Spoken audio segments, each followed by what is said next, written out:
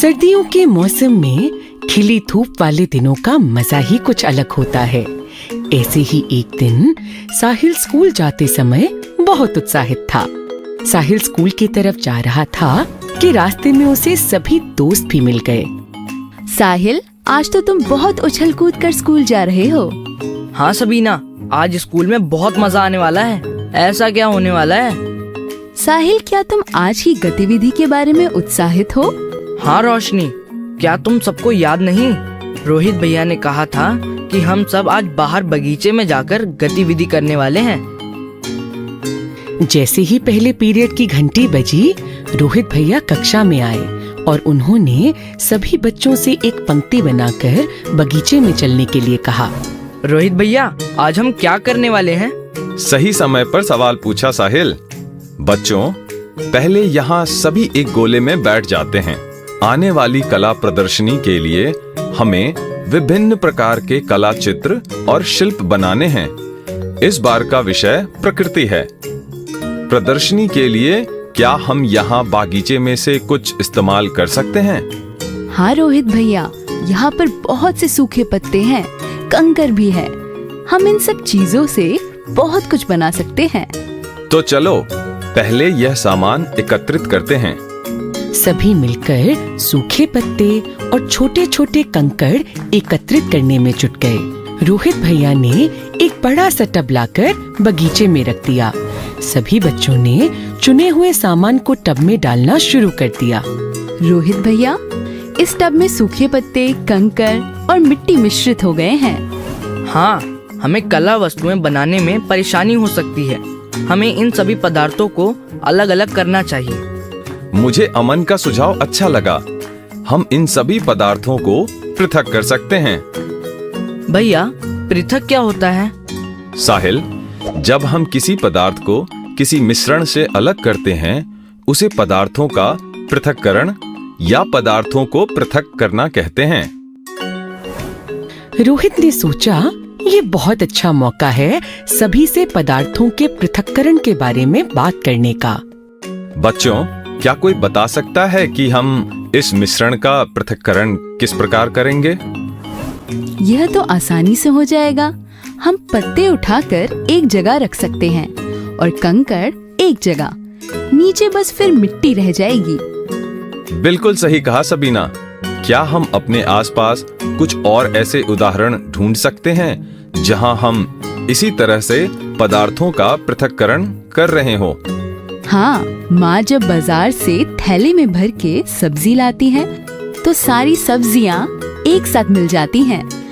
मैं थैले से निकाल कर उन्हें अलग अलग टोकरियों में रखती हूँ। मेरे पिताजी जब चावल बनाते हैं तो पहले वो चावल के दानों को साफ करते हैं। वे हाथ से छोटे छोटे कंकड़ निकालकर अलग कर देते हैं और फिर पानी से धोकर धूल अलग कर देते हैं। अरे वाह, आप सभी ने बहुत ही अच्छे उदाहरण दिए।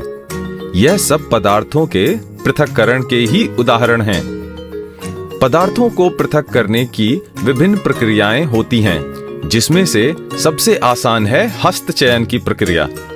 इसका अर्थ है पदार्थों को हाथों से पृथक करना। पर क्या आप सोच सकते हो कि अगर पदार्थ सब्जियां या चावल के दाने ना होकर कुछ और छोटे आकार के पदार्थ हुए, तब हम उनका पृथक्करण किस प्रकार करेंगे? हाँ, मुझे मालूम है।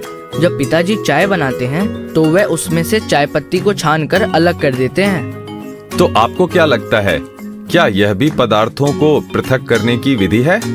हाँ रोहित भैया, इसमें भी तो दो तरह के पदार्थों को अलग किया जा रहा है। फर्क सिर्फ इतना है कि एक पदार्थ द्रव्य है और एक ठोस। सही कहा सबीना। इस तरह जब छानकर पदार्थों को पृथक किया जाता है, उस प्रक्रिया को चालन कहते हैं। क्या कोई बता सकता है कि इस प्रकार की प्रक्रिया और कहाँ देखने को मिलती है?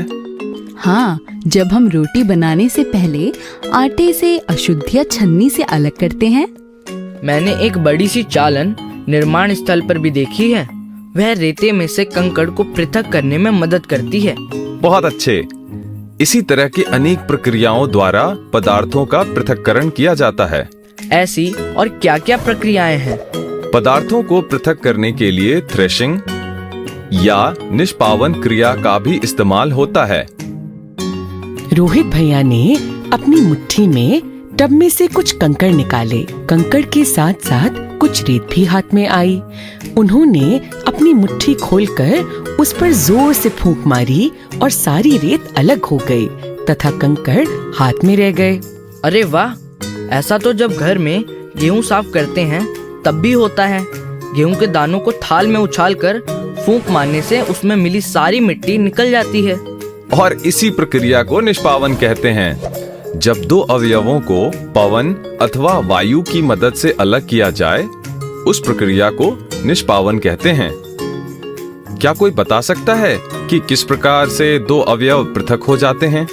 रोहित भैया, इसमें हवा की मदद से हल्के पदार्थ निकल जाते हैं और भारी पदार्थ वहीं ठहर जाते हैं। बिल्कुल सही कहा अमन। यह प्रक्रिया ज्यादातर फसलों में से अशुद्धियां निकालने के लिए इस्तेमाल में आती है। और थ्रेशिंग की प्रक्रिया क्या होती है? आपने गेहूं या चावल के खेत तो जरूर देखे होंगे। गेहूं या चावल के पौधों पर जो अन्न के दाने लगे होते हैं, उन्हें धूप में सुखाकर एक गट्ठर में बांधकर पीटा जाता है। इस दौरान अन्न के दाने पौधे से अलग हो जाते हैं। यह प्रक्रिया कभी कभी बैलों अथवा मशीनों की मदद से भी की जाती है। इसी प्रक्रिया को थ्रेशिंग भी कहते हैं। अरे वाह, आज की कक्षा में तो बहुत मजा आया। कला प्रदर्शनी का सामान एकत्रित करते करते हमने पदार्थों को पृथक करने की प्रक्रियाओं के बारे में जान लिया, जैसे हस्तचयन, थ्रेशिंग, चालन एवं निष्पावन। प्रकृति भ्रमण के दौरान सभी बच्चों ने पदार्थों के पृथक्करण के बारे में सीखा, पर साहिल के मन में अभी भी पदार्थों के पृथक्करण को लेकर बहुत से सवाल उठ रहे थे। साहिल यह सब सोचते हुए घर की तरफ जा रहा था। पदार्थ तो अलग अलग प्रकार के होते हैं। क्या हर मिश्रण में से पदार्थों को किसी न किसी प्रकार अलग किया जा सकता है? साहिल ये सब सोचता सोचता घर पहुंचा। आज का दिन कैसा रहा बेटा? बहुत अच्छा माँ। आज कला प्रदर्शनी के लिए हम सब कुछ सूखे पत्ते तथा कंकड़ इकट्ठा करने गए थे और वहीं पर रोहित भैया ने हमें विभिन्न पदार्थों के मिश्रण को अलग अलग करना बताया। अरे वाह, आज की कक्षा फिर बागीचे में ही हो गई। पदार्थों को मिश्रण में से अलग करना, उसकी क्या जरूरत है? तो क्या चाय पत्ती के साथ पियोगी? साहिल, रिया कुछ सीखना चाहती है, ठीक से समझाओ बेटा। सॉरी माँ। मुझे नहीं, रिया को। सॉरी रिया। रिया, क्या तुमने घर पर कभी चावल या दाल को बनते देखा है? हाँ भैया, पापा या माँ जब भी खाना बनाते हैं मैंने सब देखा है। तो जब चावल बनाने हैं तो सबसे पहले क्या करते हैं? सबसे पहले चावल को एक बड़ी थाली में लेकर उनमें से कंकड़ या पत्थर या कोई और अशुद्धियों को निकाला जाता है। तो चावल और अशुद्धियाँ, यह एक मिश्रण है।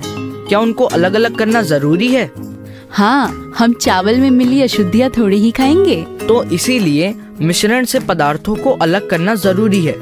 और ऐसा जरूरी नहीं कि मिश्रण में कोई पदार्थ हानिकारक या कोई उपयोगी। कभी कभी दोनों ही पदार्थ उपयोगी हो सकते हैं। जैसे जब माँ मक्खन बनाती है तो मैं मक्खन भी खा लेती हूँ और अलग हुआ मट्ठा भी।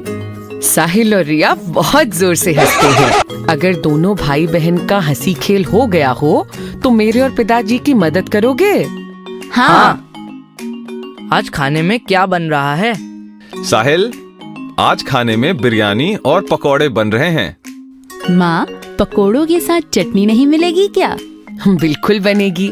आज हम चक्का दही बनाएंगे।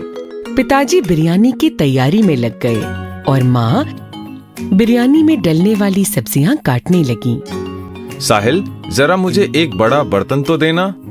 चावल से सभी कंकड़ पत्थर तो अलग हो गए हैं, कुछ और छोटी अशुद्धियां पानी से धोकर निकल जाएंगी। साहिल बड़े गौर से पिताजी को चावल को धोते हुए देख रहा था। उसने देखा कि पानी की मदद से भी बहुत सी अशुद्धियां चावल से निकल गईं। उसने झट से पिताजी से ये सवाल पूछ लिया। पिताजी, आज स्कूल में मैंने पदार्थों के पृथक्करण के बारे में जाना, जैसे हाथ से कंकड़ पत्थरों को अलग करना। हवा की मदद से धूल को अलग करना, पर ये पानी की मदद से अशुद्धियां निकालना, ये कौन सी प्रक्रिया होती है? साहिल, हम रसोई घर में ज्यादातर इसी तरह से चीजों को साफ करते हैं, जैसे चावल, दाल और सब्जियों को साफ करना। और जहां तक मुझे याद है, इस प्रक्रिया को हम अवसादन तथा निस्तारण बोलते हैं। एक ही प्रक्रिया के दो नाम? अरे नहीं साहिल, देखो, जब आप पानी एवं दाल या चावल को मिलाते हो तो कुछ कण ऊपर तैरने लग जाते हैं और कुछ कण नीचे बैठ जाते हैं। क्यों ना तुम इसे खुद करके देखो? साहिल एक बड़े बर्तन में चावल डालता है और उसमें पानी डालता है। वह देखता है कि छोटी छोटी अशुद्धियां पानी में ऊपर तैरने लगीं और चावल बर्तन की सतह पर बैठ गए। जब भारी पदार्थ नीचे बैठ जाते हैं, उस प्रक्रिया को अवसादन कहते हैं और अंग्रेजी में इसे सेडिमेंटेशन कहते हैं। अरे वाह, इस तरह से तो न सिर्फ ठोस मिश्रण पृथक हो सकते हैं, बल्कि द्रव्य और ठोस के मिश्रणों को भी पृथक किया जा सकता है। यह तो बड़ा आसान है। अब मैं बर्तन टेढ़ा करके पानी समेत यह सब अशुद्धियां निकाल देता हूँ। बिल्कुल सही साहिल। और क्या तुम्हें मालूम है, इस प्रक्रिया को निस्तारण बोलते हैं। अरे वाह, हमारा रसोई घर तो एक प्रयोगशाला की तरह लग रहा है। यहाँ पर कितना कुछ है जो हम कक्षा में सीखते हैं। अच्छा, अब प्रयोग ही करते रहेंगे या मेरी भी कुछ मदद करोगे? माँ, हम चक्का दही कैसे बनाएंगे? बहुत आसान है। इस दही में से सारा पानी अलग करना है, बस। माँ, इसमें भी तो दो द्रव्य पदार्थों को अलग किया जा सकता है। क्या मैं कोशिश करूँ? साहिल ने बर्तन टेढ़ा करके पानी निकालने की कोशिश की, पर पानी की एक बूंद भी अलग नहीं हुई। बेटा, यहाँ निस्तारण और अवसादन की प्रक्रिया नहीं, दही से पानी अलग करने के लिए हमें कपड़े में दही को थोड़ी देर तक रखेंगे और कपड़ों के छिद्रों में से सारा पानी अलग हो जाएगा और चक्का दही तैयार हो जाएगा। अरे वाह, यह एक और तरीका है दो पदार्थों को अलग करने का। और इसे निस्यंदन यानी फिल्टर करना बोलते हैं। यहाँ कपड़ा एक फिल्टर की तरह काम कर रहा है। माँ, हम इतना सब कुछ बना रहे हैं, हम कुछ पीने के लिए भी बनाते हैं। माँ, नींबू पानी बनाते हैं, वह तो मुझे भी बनाना आता है। अच्छा ठीक है, जब तक आपके पिताजी और मैं खाना लगाते हैं, तब तक आप दोनों नींबू पानी तैयार कर लो। रिया, पहले बहुत थोड़ा सा पानी लो, इसमें चीनी घोलो, तब तक मैं नींबू लेकर आता हूँ। रिया ने थोड़े से पानी में 4 चम्मच चीनी डाली और उसे घोलना शुरू किया। साहिल भैया, मैं बहुत देर से इसे घोल रही हूँ, पर बची हुई चीनी गल ही नहीं रही। तुमने पानी बहुत कम लिया है, थोड़ा और पानी डालकर देखो। थोड़ा और पानी डालते ही बाकी बची हुई चीनी भी घुल गई। अरे, ये चीनी तो घुल गई, पर कम पानी में ये चीनी क्यों नहीं घुल रही थी? माँ ने ये सब सुना और वो रिया और साहिल के पास आई, क्योंकि यह घोल अब संतृप्त विलयन है। संतृप्त विलयन मतलब? पानी की कुछ मात्रा में सिर्फ कुछ ही चीनी घुल पाएगी। जब पानी में चीनी घुलना बंद हो जाए, मतलब कि वह संतृप्त विलयन है। माँ, अब मेरी बुद्धि का भी संतृप्त विलयन हो गया है और पेट खाली। सभी हंसने लगते हैं और खाना खाने की तैयारी में लग जाते हैं। तो देखा, आज रिया और साहिल ने माँ पिताजी की मदद करने के बहाने बहुत सी बातें सीखी। आप भी अपने घर में ही विज्ञान की बहुत सी बातें सीख सकते हो।